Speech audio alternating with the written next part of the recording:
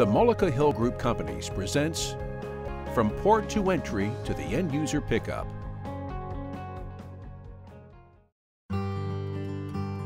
Our story starts with humble beginnings in peach farming more than 50 years ago and continues today, now in our 5th generation. In 1964, when Mom and Dad built their first cold storage, a 1,500 square foot cooler, it was specifically for our own peach and apple crops. What we learned then was the value of quality cold storage and extending the shelf life of perishables. In 1978, we became the first meat import inspection facility in Philadelphia. Today, we are the largest receiver of imported meat in the United States. We work hard every day to make our meat import process the finest in America. It all begins when containers arrive at a pier in the United States.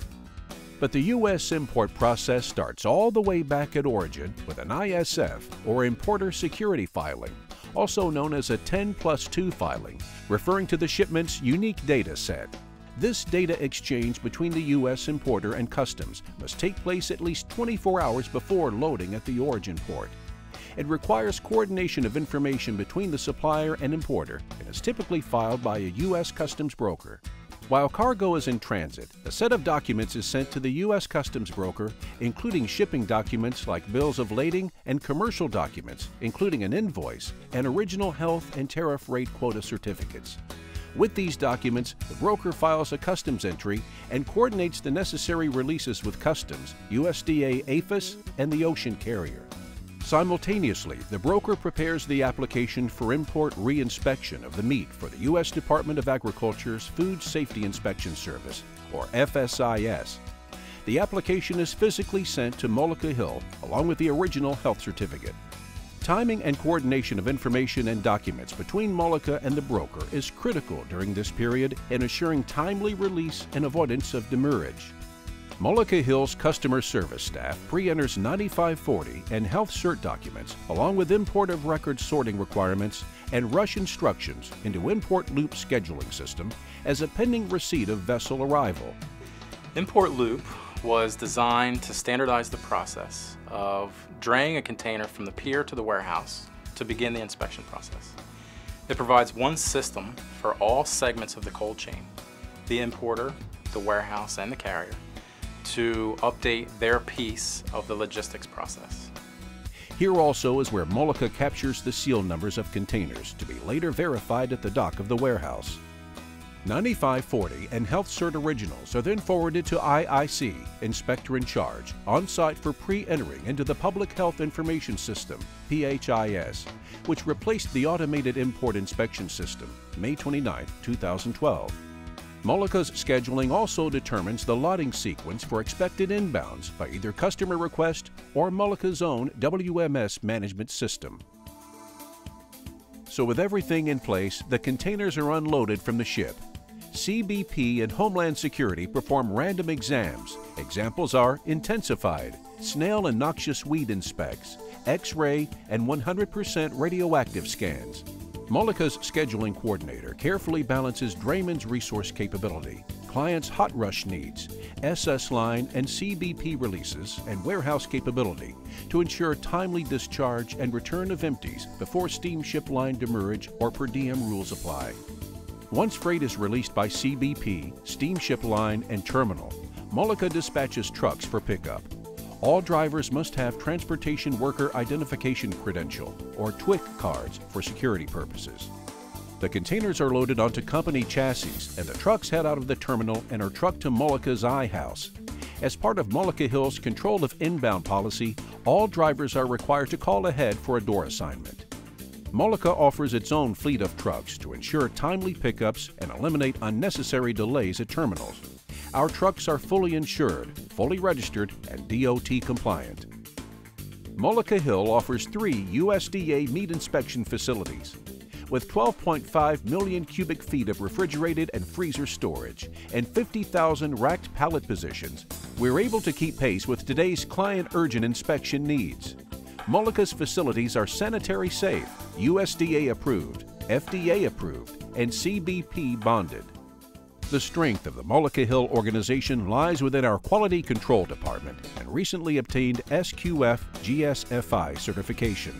Our seal verification program ensures that in transit, the product remains secure from one destination to the next. So it eliminates any possibility the product has been tampered with. Once the seal has been removed, the foreman will take it to the clerk. The clerk enters the physical seal number just cut into import loop, which cross-verifies against the health cert data, originally entered days earlier by our scheduling coordinator. If it doesn't match, an email blast will be sent out to the management team for further investigation. If the seal matches import loop, then the load is backed into the dock and devanning begins. Mullica's inbound quality inspection teams are highly trained unloaders and fall under the direction of our Quality Control Department.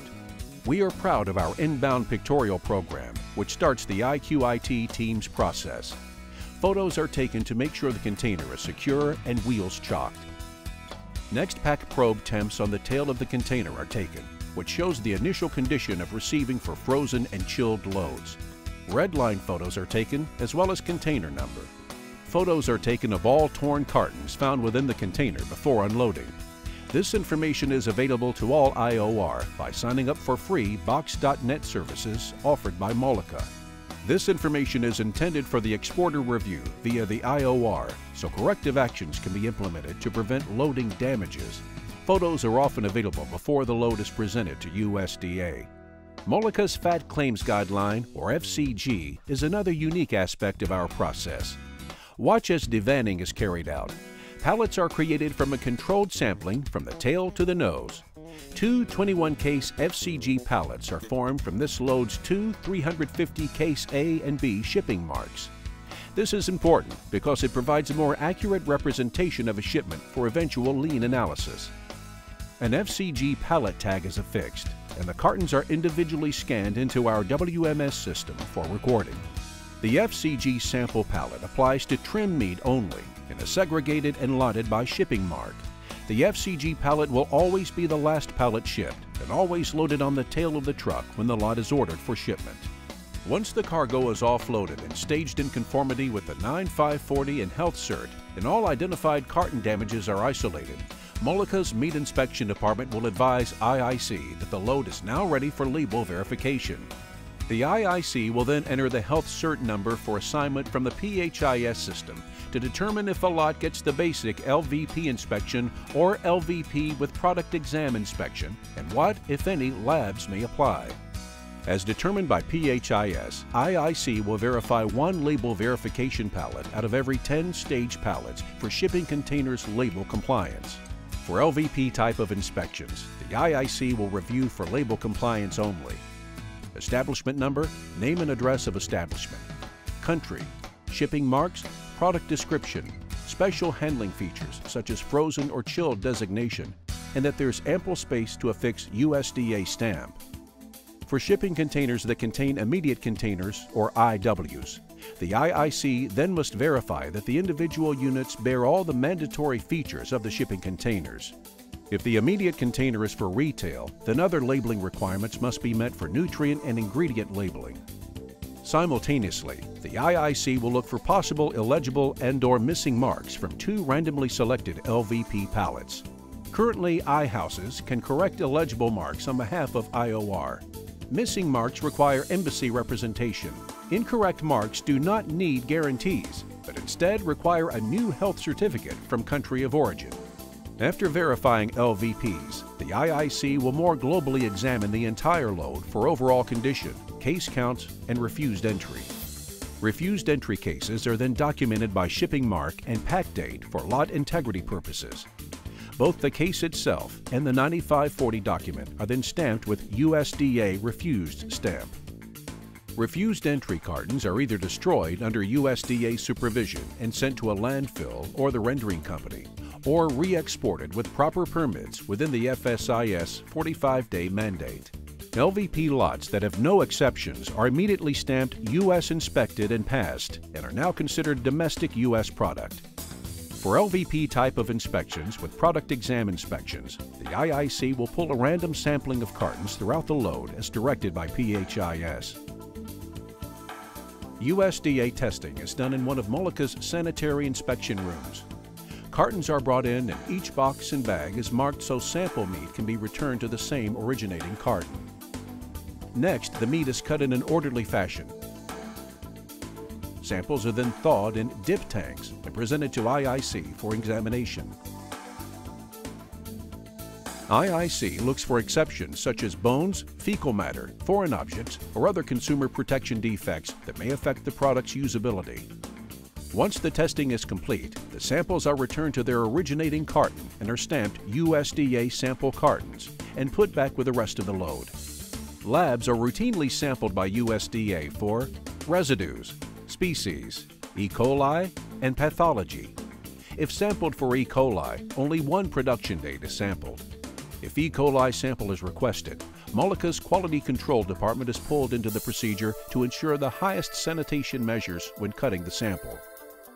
Loads or lots refused by USDA for critical failures have 45 days to re-export load, destroy load, or sell as pet food with written and approved letters from Pet Food Company and FSIS.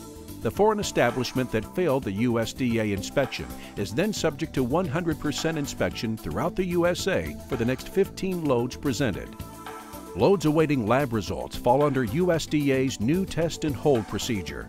Loads cannot be stamped without written permission from IOR. Once a load is stamped, it may then be shipped, but must remain on hold at consignee's location until test results are found negative. All liability for loads shipped without negative results then transfer to IOR. Once a load is fully passed by USDA inspection, the I-House will then affix the stamp reflecting the I-House in which the load was passed. The 9540 and Health Cert are also stamped with the same stamp applied to the load. At Mullica Hill, the vision of our future is to continue to be innovative, an industry leader, and always forward-thinking. By utilizing the latest technology for e-commerce, deboxing, and facilitating a uniform barcode standard, our goal is to bridge the gap between the exporter, importer, and the end user. For over 35 years, we've been a trusted service provider to the global meat industry. At Mullica Hill, we stand for dedication, drive, and distinction.